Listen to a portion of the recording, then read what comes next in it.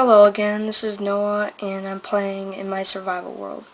Now, you may remember from my last episode, but in my last episode I ended off in the middle of nowhere without my stuff and lagging a lot, but now I have my stuff. Because in between episodes um, I just decided to try to find my stuff, and I decided actually just to go home. So I was walking home, and I actually found my stuff. So I just came back here. Yeah. I'm going to be I'm gonna use my cobblestone to let's see. I'm gonna make some stairs for my mine, so I don't have to always hop up all the time. And I'll probably use them for other stuff, because just so I don't get lost all the time, I'm probably going to I'm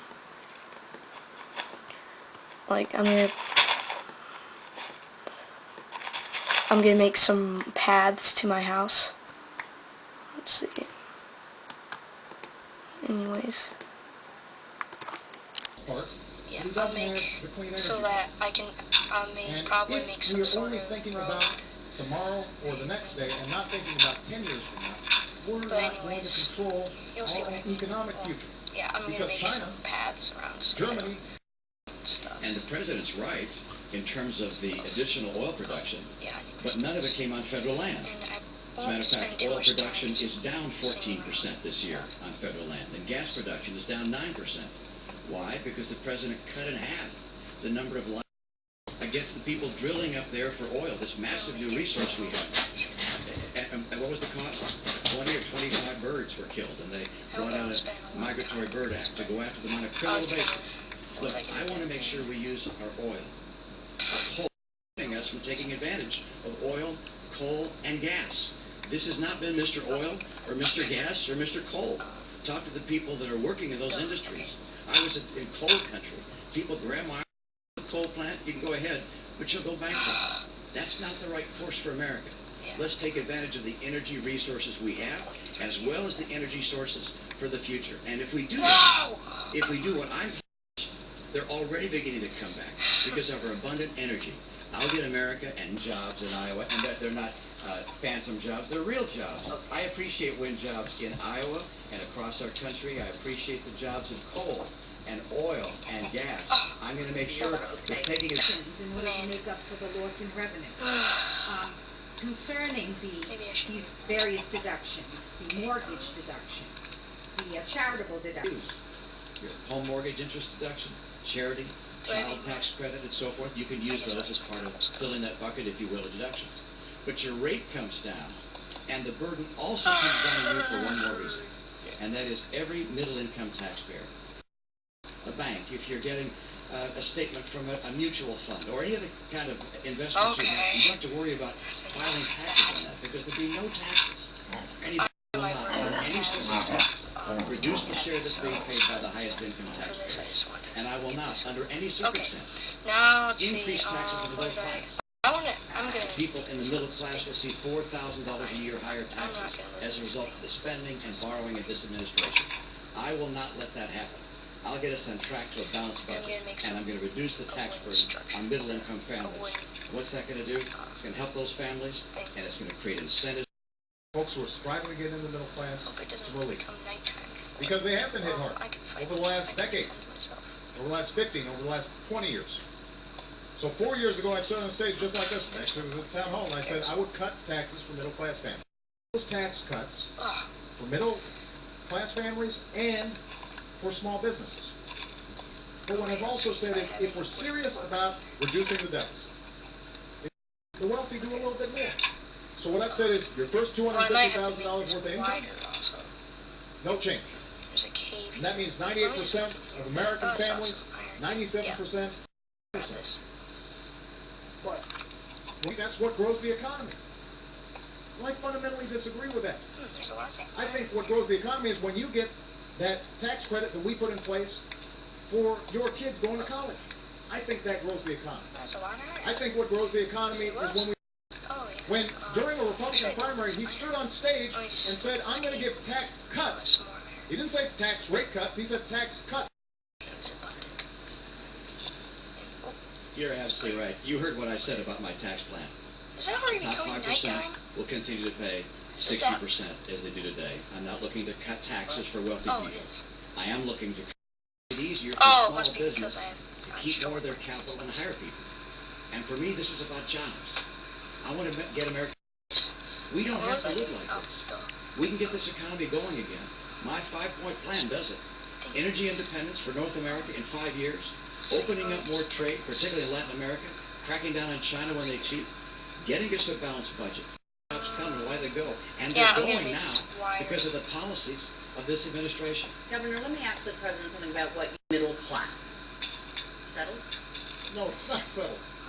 Look, It's kind of funny I'm doing the roof first. the cost of lowering rates for everybody across the board, 20%, Here we go again. along with what he also wants to do in terms of eliminating the estate tax, along what he wants to do in terms of corporate changes in the tax code, it costs about $5 trillion. I think it's like house or He something. also wants to continue the Bush tax cuts for the wealthiest Americans. That's another $1 trillion. That's $8 trillion. Now, what he says is he's going to make sure that this doesn't add to the deficit. The fact that he only has to pay 14% on his taxes when a lot of you are paying I guess much I'll higher. just Now, he's already taken that off the board. Capital gains are going to continue to be at a low rate, so we're not going to get money that way. We haven't heard from the governor You get over here. any specific, maybe after the election, how we're going to do it. You wouldn't have taken such a sketchy deal, and neither should you, the American I people, can defend myself. because the math doesn't add up for wealthy individuals. Okay, maybe this That'll is pay for about as bad as it gets. 4% reduction in... When you get in there isn't enough tax revenue coming in. If somehow the numbers don't add up, There we go. would you be willing to look again at a 20%? Of course they add up. Yeah, I might I make a double I was someone who ran businesses for 25 years and balanced the budget. I ran the Olympics and balanced consecutive years where he said when he was running for office he would cut the deficit in half. Instead he's doubled it. We've gone from $10 trillion of national debt to $16 trillion of national debt. If the president were reelected, we go to almost $20 trillion of national debt. This puts us on a road to wait, I was Greece. gonna make I this know what it takes to balance budgets. I've done it my entire life. So, for instance, when he says, yours is a $5 trillion... Have you both hang told you. I understand Yeah. the stakes here, I understand both of you, but I will get run out of And I town just described, if I don't described to you, allow Mr. people President, I to just get- described to you precisely how I do it, with okay. this, with a single number that people can put, and they can put their In what new ways do you intend to rectify the... Okay, yes, you can. It also means No, that we've I got to can't make place sure it that there. young people like yourself are able to afford a college education. Earlier, Governor Romney talked about he wants to make Pell Grants and other education accessible for young people. It was going to banks and lenders as middlemen for the student loan program, and he said, let's just cut out the middleman. Let's get the money directly to students. And as a consequence, we've seen millions of young people be able to afford college. And that's going to make sure that young women are going to be able to compete in that market. But we've got to enforce the laws, which is what we are doing. And we've also got to make sure that in every walk of life, we do not tolerate discrimination. That's been one of and one which I learned a great deal about, particularly as I was serving as governor of my state, because I had the chance to pull together a cabinet. I'm going to play my mouse. All of the applicants seemed to be, and so we took a concerted effort to go out and find women who had backgrounds that could be qualified to become members of our cabinet. I went to a number of women's groups and said, can you help us find folks? And I brought us whole binders full of women. I was proud of the fact that after I staffed my cabinet and my senior staff at the University of New York in Albany, did a because of our recruiting effort, but number two, because I recognize that if you're going to have women in the workforce, that sometimes they need to be more flexible. My chief of staff, for instance, had 2 kids that were still in school. She said, I can't be here until 7 or 8 o'clock at night. we're going to have employers Maybe it's in the new because I economy, tried to install in the economy I'm going to bring to play, that are going to be so anxious to get good workers, they're going to be anxious to hire women. In the last 4 years, women have lost 580,000 jobs. That's the net of what's happened in the last 4 years. We're still down 580,000 jobs. I mentioned 3.5 million women, more now in poverty than 4 years ago. What we can do to help young women and women of all ages is to have a strong economy. So economy with 7.8% unemployment is not a real strong economy. An economy that has 23 million people looking for work is not a strong economy. An economy with 50% of kids graduating from college that can't find a job, or a college-level job. That's what we have to have. I'm going to help women in America get good work by getting a stronger economy and by supporting You said in any economy. Now, there's some other issue is that Governor Romney feels comfortable having politicians in Washington decide the health care choices that women are making. I think that's a mistake. They have the same opportunities that anybody's sons have. I'll have to go one more. That's part of what I'm fighting for as President of the United States. I want to move us along here. The international traveling to the failings and missteps of the Bush administration. Since both you and President Bush are Republicans, I fear a return to the policies of those years.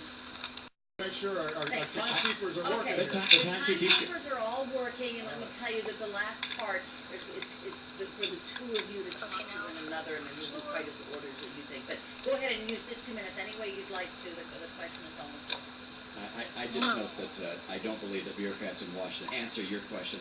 But President Bush and I are different people, and these are different times. And that's why my 5-point plan was so the Arabs or the Venezuelans or anyone else. That wasn't true in this time. That's why my policy starts with a very robust policy to get all that energy in North America and become energy secure. Number 2, trade. I think it's my mouse. I'll crack down in China. President Bush didn't.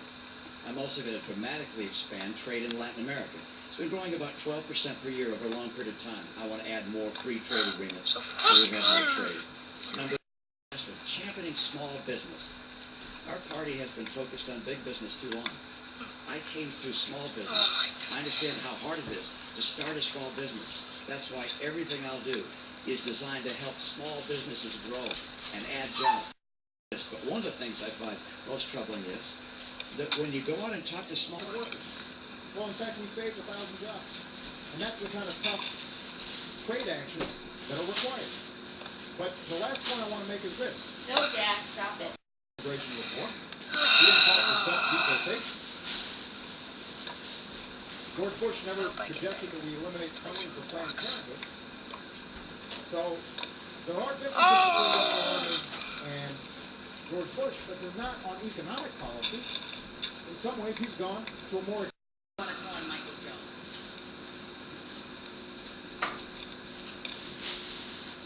Mr. President, I voted for you in 2000. Oh, no. What have you done or accomplished in 2000?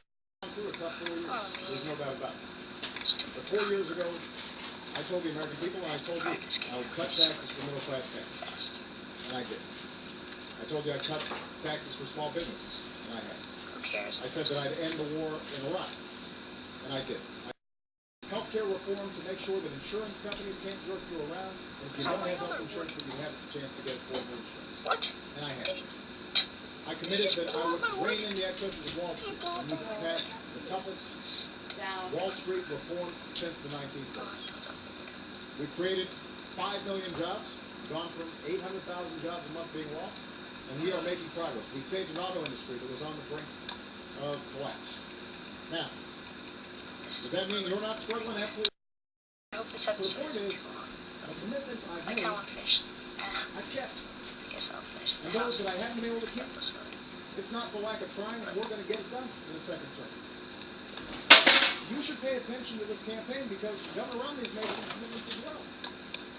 And I suspect he'll keep those going to reduce our deficit so we can still Thanks invest for in watching. education and helping kids go to college. And He said, me too. I'll see you When in the next episode. they said, we're going to cut Planned Parenthood funding. He said, me too. When he said, we're going to repeal Bye. Obamacare. First thing I'm going to do is plan that he passed